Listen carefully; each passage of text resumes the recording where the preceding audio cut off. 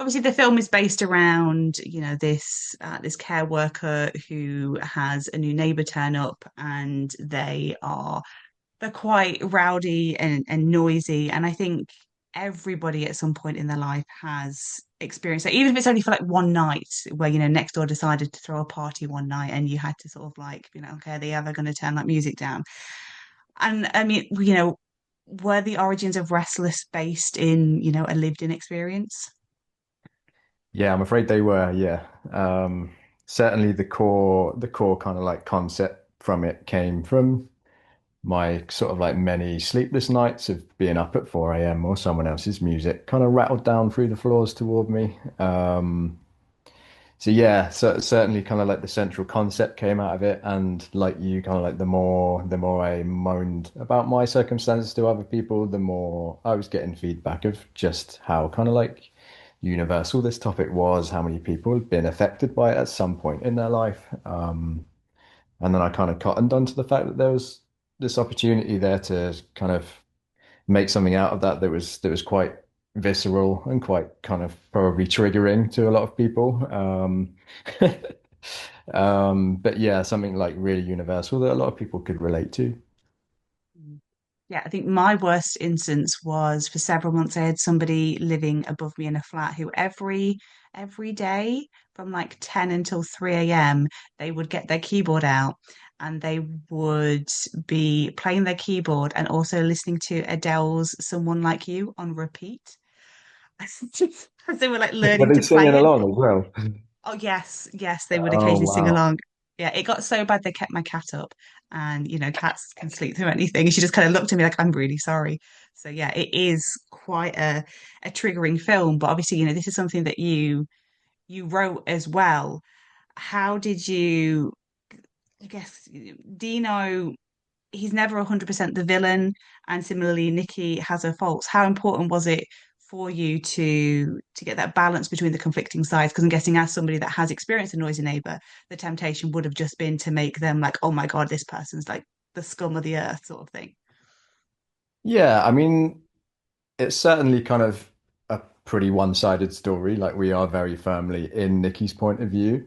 But it's also not that Dino is kind of like this arch villain in terms of he hasn't turned up specifically to ruin her life. He just has no social conditioning, he has no airs and graces, and he just doesn't care. And of course, I wanted to make a film that was really subjective, so it is a point of view film. It's like she's in basically every scene in the film. We're 100% from her perspective. So also, I didn't want to go too far the other way. I didn't really want to know his backstory because actually it kind of doesn't matter when you're in that situation. It doesn't matter what the circumstances might be from his point of view. If it's affecting you to that level, that's what you're experiencing. So yeah, it was really that balance of just creating a character that was realistic, really. That's what it comes down to. Is creating a kind of an antagonist that was antagonistic on a realistic level that people can actually relate to, rather than kind of like a film antagonist. Do you think that there are people that have watched it and have sided with Dino and have been like, oh God, this woman like sticking her nose in? They have. Do you I think that haven't. would do you think that there I are? Because I can see that there I'd is be obviously people surprised. who probably align more with his lifestyle could see it as like this busybody just, trying to ruin his party life. Maybe there are. I think probably the events of the second half of the film sort of take care of that. I would hope they sort of clarify both of their kind of characters. And I think I read that like Lindsay was always your first choice, but am I right in thinking that she took some convincing? Yeah, well, when I first went through, I mean, we when we decided to do this, it was early 2022, sort of tail end of the pandemic. We'd been trying to make, me and my producer Ben had been trying to make movies for about like 6, 7, 8 years since we'd done our short together. Kind of on more sort of realistic budget levels, kind of debut, your standard kind of 2 million budget levels. And we'd had things nearly go and they hadn't gone, and we were kind of just sitting there and kind of feeling like we are not getting anywhere. So we decided to do something on a very low budget.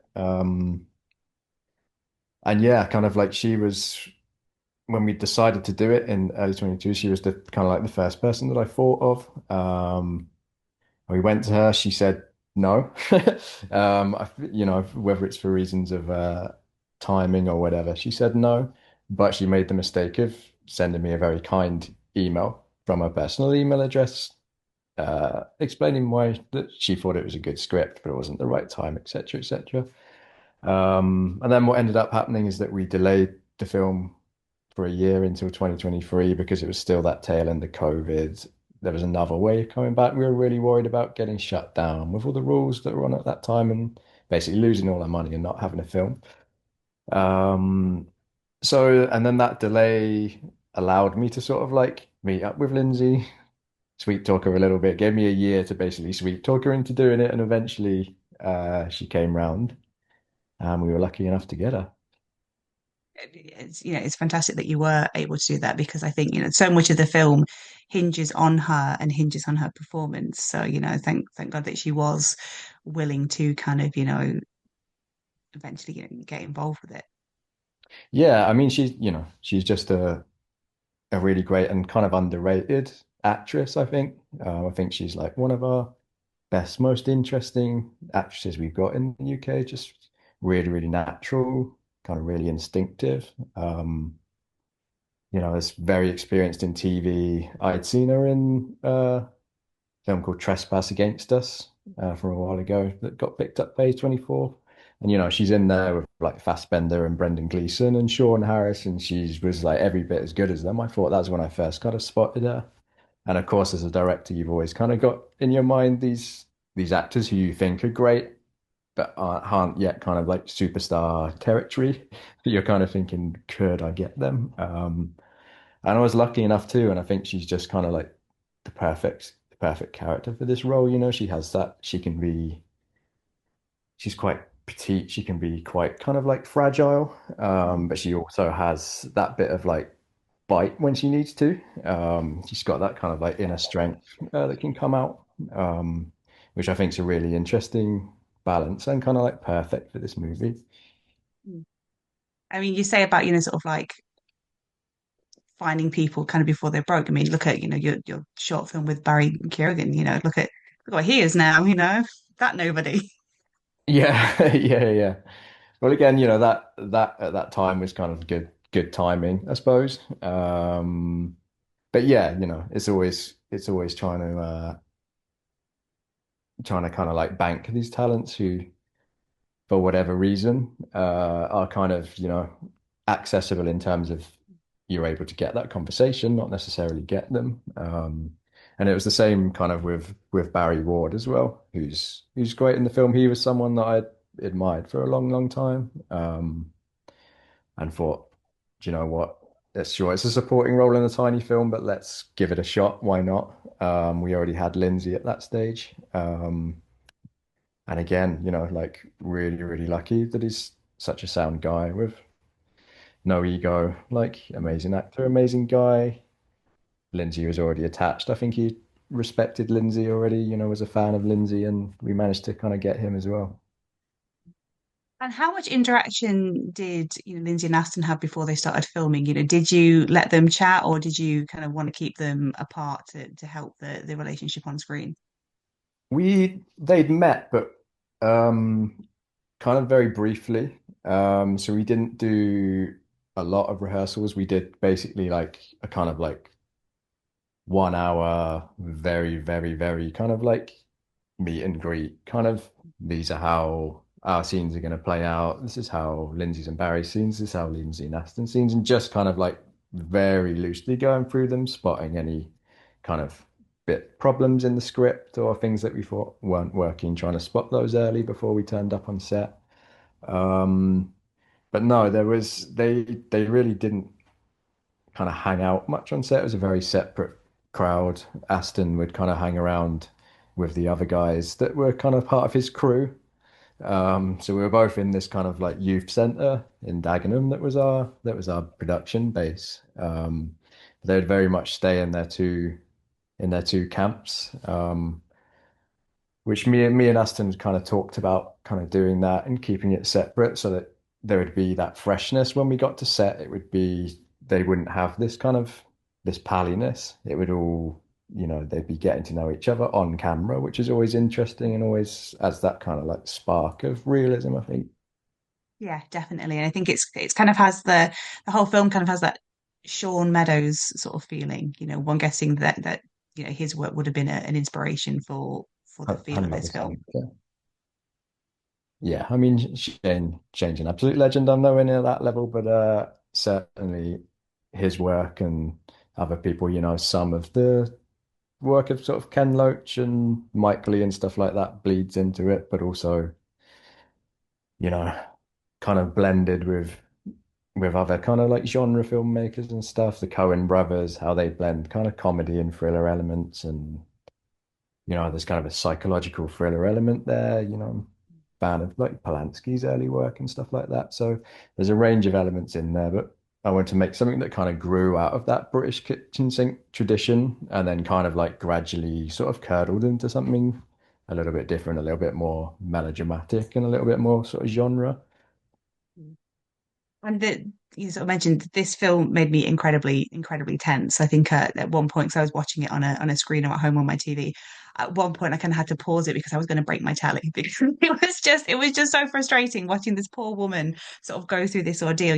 As a director, sort of how do you work on creating that tension and sort of building it up? I know obviously films are sort of made three times, once when you're writing in production, then when you're editing, but how did those different steps kind of evolve it and create that tension? Yeah, well, there's a lot of different things that go into it. I always think for me, creating like some sort of level of believability, basically some sort of level of realism, even if you're going to go to places that are not every day. For me, if I have that baseline of realism and I believe it more, then it grips me more. So that, that's the starting point.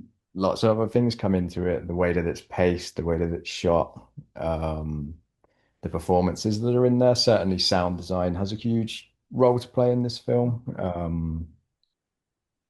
You know, Again, in terms of kind of making it a really sort of experiential film where you're stepping into the lead character's shoes. We did a lot of work. It was always kind of intended that most of the music and sound would be diegetic, so you're hearing it how she hears it. So we put a lot of work into kind of like making all that sound really realistic, recording it through walls on different speakers, trying to get that sound right so that it really feels like, if someone moved in next door to you, you can imagine it coming through your walls. And also, we did a lot of work in terms of the sound design and music choices in terms of kind of the idea was really to kind of like capture that feeling of your home, your place to solace being turned upside down into this almost like torture chamber.